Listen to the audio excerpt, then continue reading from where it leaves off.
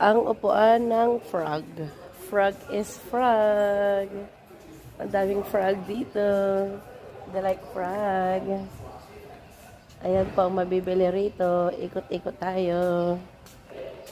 Mga pang garden kasi pa summer na.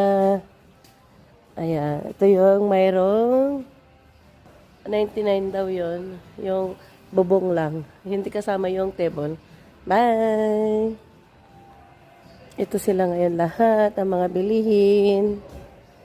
Kung gusto nyo ng maganda sa inyong garden. Purple, of course. Nice. See you. Bye. Fountain. Good for the garden. Fountain. Ang halaga is for... Ito yung mga pang-garden. Oh. Ayan, mamili kayo lalabs. Ang daming pagpipilian, promise. Pero ihanda nyo yung budget. Budget. Ayan. Ayan sila lalabs. So, ito yung sample.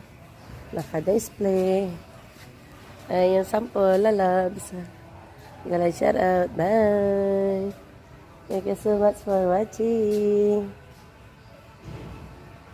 Bahay. Filipino house daw, oh. Sabi ng asawa ko. Maliit, kasya daw tayo dito. Sabi ganun eh. Filipino house daw. Ito yung mga pang taguan ng mga things, lalabs. Ito maganda siya, 1,250. Para nga di maliit na bahay sa Pilipinas. Sabi ganun eh. Pang Pilipinas. Wala siyang kwarto. Tutulog na lang kayo daw mag-isa. Ito din yung isa. Ayan, may galan siya. Taguan ba ng ano? Taguan ng things. Taguan ng ano mo lalabs. Ito ang mga taguan ng mga tools. Ito maganda kasi oh. Maganda yung ano niya. Style. Okay, see you na. Ganda nung bahay-bahay. Bahay kubo. Yeah, let's see. I say that is for the House of Filipino Webs. 900 look.